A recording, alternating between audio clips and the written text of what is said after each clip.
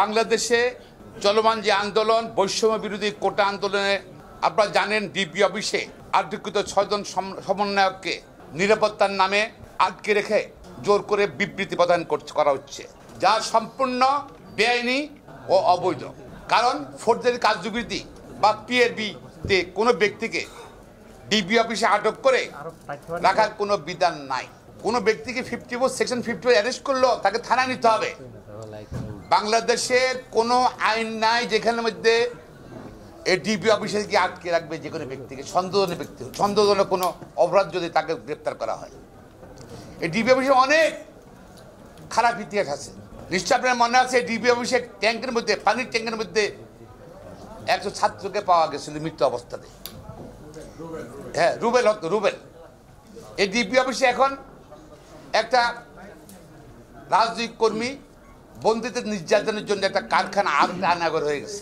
কোনো ব্যক্তি যদি আটক থাকে আইনশৃঙ্খলাকারীর কাছে বা জেলে থাকে, সে যে কোনো চিঠি বা বিবৃতি দিতে হলে সে অফিসের দায়িত্বপ্রাপ্ত পুলিশ অফিসারের বা জেল অথরিটির কাউন্টার সাইন লাগে।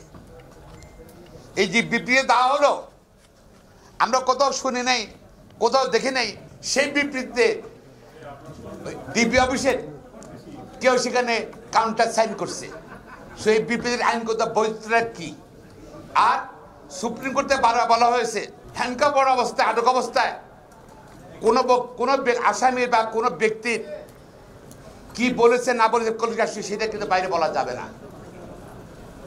তারপরে কিন্তু সুপ্রিম কোর্টের নির্দেশনা ভঙ্গ করে কিন্তু আজকে বাংলাদেশে আইন শৃঙ্খলা বাহিনী দায়ী করছে। বাংলাদেশে আজকে আইন শৃঙ্খলা বাহিনীর কোনো জবাবদিহিতা নাই।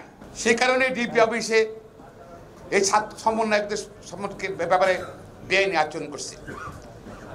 আর পুলিশের অধীনে নিরাপত্তা হেফাজতে নেওয়া প্রচলিত আইন ও সংবিধান পরিপন্থী। কেউ যদি নিরাপত্তা চায় তার বাসায় বা তার চলাফেরা নিরাপত্তা দিতে পারে। থানায় বা ডিবি অফিসে আটকে রেখে নিরাপত্তা দেওয়া, এটা বাংলাদেশে নাই, পৃথিবীর কোথাও শুনিও নেই আমরা। সুতরাং আমরা কোটা আন্দোলনের ডিবি অফিসে যারা আটককৃত, পাশাপাশি সারা বাংলার আটককৃত কোটা আন্দোলনের ছাত্র সমন্বয়ক তাদের অনতিবিলম্বে মুক্তি দাবি করছে। কোটা আন্দোলন শান্তিপূর্ণভাবে চলছিল। হঠাৎ সরকারের একজন প্রভাবশালী মন্ত্রীর নির্দেশে একজন প্রভাবশালী মন্ত্রীর নির্দেশে সরকারি দলের সশস্ত্র সন্ত্রাসীরা আন্দোলনকারীর বিরুদ্ধে ঝাঁপিয়ে পড়ে। সারা দেশে সমস্যা ছড়িয়ে পড়ে। পত্রপত্রিকা, সোশ্যাল মিডিয়ায় দেখা যায় যে তাদের হাতে অত্যাধুনিক অস্ত্র ছিল। এটা কে না জানে? পত্রিকায় আসছে, টিভিতে আসছে, নাকি ফেসবুকে সামাজিক মাধ্যমে আসছে, কিন্তু আজ পর্যন্ত সরকার তাদের গ্রেপ্তার করা হয়নি বা চিহ্নিত করা হয়নি। তো একই দেশে আইনশৃঙ্খলা বাহিনী দ্বিমুখী নীতি, দ্বৈত নীতি অবলম্বন করছে। আর আইনশৃঙ্খলা বাহিনী আজকে তারা আইনশৃঙ্খলা নিয়ন্ত্রণের দায়িত্ব বাদ দিয়ে কোটা বিরোধী আন্দোলনকারী এবং রাজনৈতিক কর্মীদের গ্রেপ্তার, মিথ্যা হামলায় গ্রেপ্তার ব্যস্ত হয়ে পড়ছে। এই জন্য দেশের আইনশৃঙ্খলা দিন দিন অবনতি হচ্ছে। মাদক ব্যবসা কিন্তু ছড়িয়ে পড়ছে গ্রামে গ্রামে। এই জন্য দায়ী কিন্তু এই সরকার। পত্রপত্রের খবর অনুযায়ী কয়েক শত আন্দোলনকারী নিহত হয় এবং গুলিবিদ্ধ হয়ে প্রায় 580 শিশুসহ ব্যক্তির চোখ চিরতরে গুলির আঘাতে নষ্ট হয়ে যায়। আইনশৃঙ্খলা বাহিনীর এলবাজি গুলিতে বাসার বারান্দায়, বাসার ছাদে থাকা ছোট বাচ্চারাও কিন্তু নিহত হয়। কি অপরাধ করেছিল 4 বছরের আহাদ, যার চোখ দিয়ে গুলি ঢুকে মাথায় আটকে যায়। 3 বছরের রিয়া বাবার ছাদে খেলতে গিয়ে মাথায় গুলিবিদ্ধ হয়। 10 বছরের হোসাইন আন্দোলন দেখতে গিয়ে গুলিবিদ্ধ হয়। 11 বছরের স্বামীর জানালা বন্ধ করতে গিয়ে গুলিবিদ্ধ হয়। 14 বছর তাহমিদ, 16 বছরের ইফাত এবং নাইমা, তারাও গুলিবিদ্ধ হয়। কি অপরাধ করেছিল? নিষ্পাপ শিশুগুনা। সেই শিশুগুনা তো কোনো মন্ত্রী হতে পারত, ছেলে মেয়েগুনা আমার হইতে পারতো, আপনার হইতে পারতো। কি অপরাধ করেছিল তারা বলেন? কেন তাদের হত্যা করা হলো? তাদেরকে নির্বিচারে গুলি করা হলো। শুধু তারা নয়, বাংলাদেশে বাংলাদেশে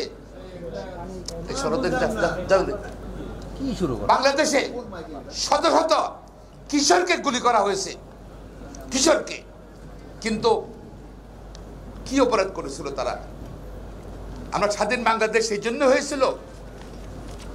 পাকিস্তানি সামরিক বাহিনী এখানের বাহিনী কিন্তু তারা আজকে কিন্তু ওই সরকার যে বাহিনী বাংলাদেশের উপর যে আচরণ করেছিল, যে হত্যা করেছিল, তাতে খারাপ অবস্থা বাংলাদেশকে রেখেছে। আজকে সারা দেশে হাজার হাজার আন্দোলনকারী আহত, অনেকে মৃত্যুর সাথে পাঞ্জা লড়ছে, অনেকের লাশ গুম করা হয়েছে। কেন গুম হবে? Unnatural death. আমরা আইনজীবীরা, আইনশৃঙ্খলা বাহিনীর সদস্যরা, সরকার জানা উচিত। না জানলেও বাংলাদেশে কোনো ব্যক্তি আনন্যাচারাল ডেথ হলে, অস্বাভাবিক মৃত্যু হলে তার পোস্টমর্টম করতে হবে। কেন পোস্টমর্টম করা হয়নি? কারণ মৃতের সংখ্যা কমানোর জন্য। আরে পুলিশের লোক মারা গেছে ময়মনসিংহ ঈশ্বরগঞ্জে, দেখলাম যে নারায়ণগঞ্জে চাকরি করতো, এবং তাকেও কিন্তু পোস্টমর্টম খবর দিয়ে দিচ্ছে। তারপর মামলা করার পর এখন তার লাশ উঠিয়েছে। পুলিশ বাহিনীর লোকেরা সাবধান।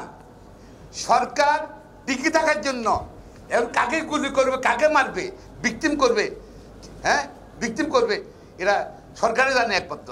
সবাই সাবধান, দেশবাসীও সাবধান থাকতে হবে আজকে, এবং আইনশৃঙ্খলা বাহিনীর সদস্য সাবধান থাকতে হবে। আপনারা ভিকটিম হইতে পারেন। কিন্তু কেন এই পুলিশ সদস্যের লাশ পোস্টমর্টম না করে তারপরে তাকে করা হলো, দাপন করা হলো, সেটা আমরা জানতে চাই। কেন সরকার মৃতের সংখ্যা নিয়ে এখনো লুকোচুরি করছে? কতজনের চোখ নষ্ট হয়েছে, কতজন পঙ্গুত্ব বরণ করেছে, তারও সঠিক পরিসংখ্যান সরকারের পক্ষ থেকে এখনো প্রকাশ করা হয়নি। হ্যাঁ, পত্রপত্রিকা এসেছে, কিন্তু সরকারের পক্ষ থেকে জানানো হচ্ছে 140, 267, আর সরকারের পক্ষ থেকে জানানো হচ্ছে 140। এখনো পুরো হিসাব থাকবে না। আরে মানুষ মরে যাচ্ছে, সরকারের কাছে আনন্যাচারাল ডেথ, আইনশৃঙ্খলা বাহিনী গুলিতে মারা যাচ্ছে, সরকারের কাছে হিসাব নাই। সরকার আছে, প্রশ্ন করি, এই সরকার থাকলে তো এটা বলতে পারে না। দায়িত্বহীন বক্তব্য ছাড়া কিছু বলে আমি মনে করি না। মরদেহ, প্রত্যেকটা মরদেহের তদন্তে যে চাইনিজ রাইফেল ও সরকারের গুলিগুলো পাওয়া গেছে, মনে হয় সময় অন্যের গুলি থেকে বের করেছে, সেই গুলিগুনের দেশের আইনশৃঙ্খলা বাহিনী ব্যবহার করে সারা বাংলাদেশে। ওই গুলিগুনা যেগুলো বাইরে মরদেহ থেকে, যেগুলো যারা আহত তাদের শরীর থেকে বের হয়েছে, এগুলা সবই কিন্তু এটা আইনশৃঙ্খলা বাহিনী, এর চাইনিজ সাহেবের লোক শর্টগানের গুলি এগুলো পাওয়া গেছে, দেশের আইনশৃঙ্খলা বাহিনী ব্যবহার করে। কমন এইসব গুলির প্রমাণ করে সরকারের নির্দেশে আইনশৃঙ্খলা বাহিনী, রক্ষাকারী বাহিনী নিরীহ ছাত্রী ও আন্দোলনকারীর উপর গুলি করেছে। পুলিশ কর্তৃক দায়েরকৃত কিন্তু প্রায় সকল এজাহারেই কোর্ট আন্দোলনকারী মারা গেছে আর নিহত হয়েছে, সেটা কোনো উল্লেখ নাই। এমনকি রংপুরের সাইদের মামলা, সেখানের মধ্যে আবু সাইদ কে না দেখেছে, আবু সাইদ দাঁড়িয়ে চলে হাত তুলে বীরের মতন শান্তভাবে তাকে গুলি করেছে। সেই মামলাটা সেখানে বলেছে না, এটা এই আন্দোলন ছাত্রদের আন্দোলনের পরিপ্রেক্ষিতে সে মারা গেছে। দেখেন কত মিথ্যাচার করবেন জাতির নিকট, পাকিস্তানিরা করতে বিচ্ছারা। স্বাধীনতা সংগ্রামের সময় পাকিস্তান হানাদার বাহিনীও তাদের রেডিও পাকিস্তানে এসে মিথ্যাচার করতো, লাভ নেই। যে বাংলাদেশ কিন্তু স্বাধীন হয়ে গেছে, যুদ্ধ হয়েছে, পুলিশ কর্তৃক দায়িত্ব কিন্তু সকলের দায়িত্ব। অথচ কোনো প্রকার প্রমাণ ছাড়া বিনা ওয়ারেন্টে হাজার হাজার ছাত্র রাজনৈতিক দলের নেতাকর্মীদেরকে গণহারে গ্রেপ্তার করে এইসব মামলার আসামি করা হচ্ছে। এমনকি সুপ্রিম কোর্ট বারের সাবেক সভাপতি, সিনিয়র আইনজীবী মনিরুল হোসেন সাহেবের বাসা পর্যন্ত কত পুলিশ গিয়ে তাকে খোঁজে এবং তাকে পরবর্তী পর্যায়ে তার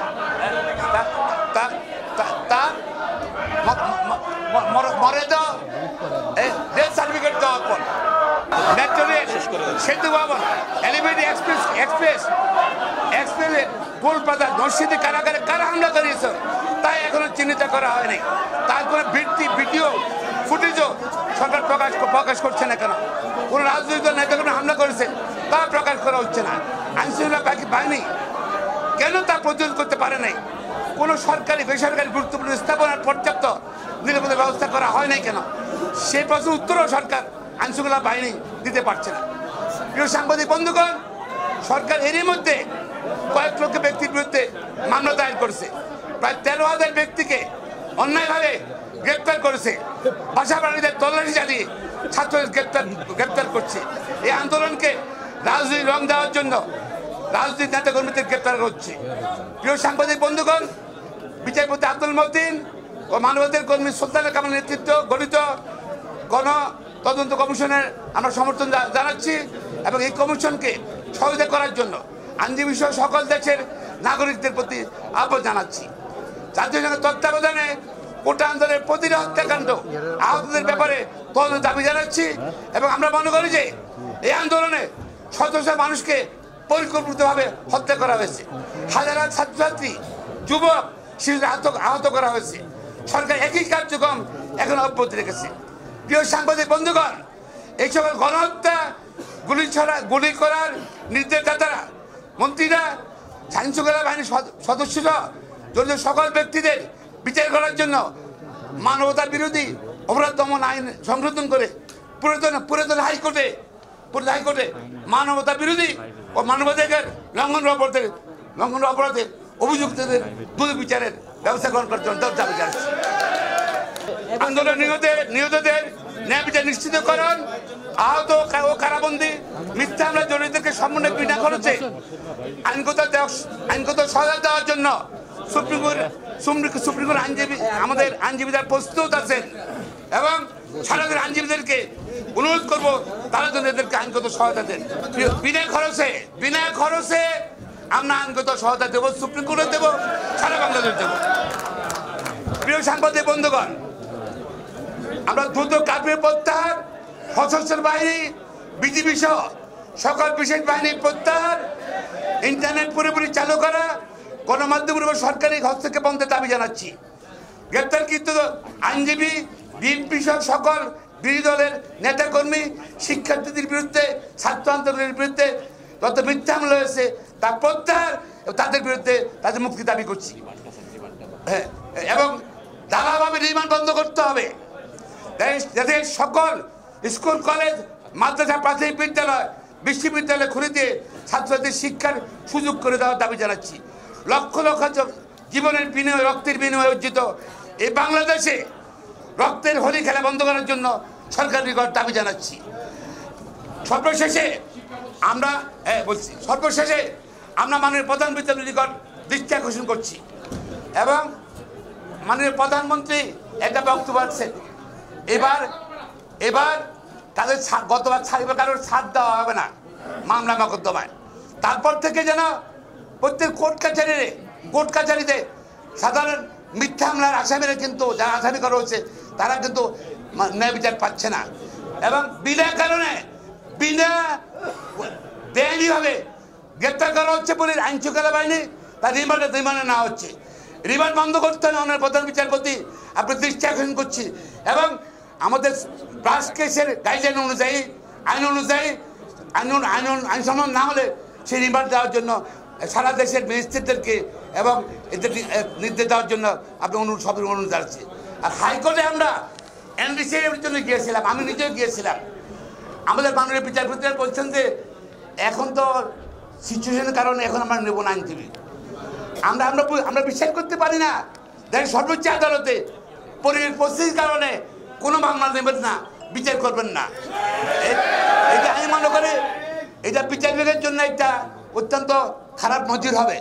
মাননীয় প্রধান বিচারপতি, আপনি দয়া করে আপনি দৃষ্টি আকর্ষণ করছি, এই মিথ্যা হামলা কোনো সারা বাংলাদেশে যারা মামলায় অভিযুক্ত হয়েছে তাদের যে অগ্রিম জামিন পায় ওদের অগ্রিম জামিন শুনে যেন অগ্রিম জামিনের আবেদন শুনে সেই ব্যবস্থা গ্রহণ করার জন্য অনুরোধ জানাচ্ছি। পাশাপাশি এবং সারা বাংলাদেশে মিথ্যা মামলায় যারা জেলে আছে তারা যেন ন্যায় বিচার পায় তাও নিশ্চিত করার জন্য আপনার দৃষ্টি আকর্ষণ করছি।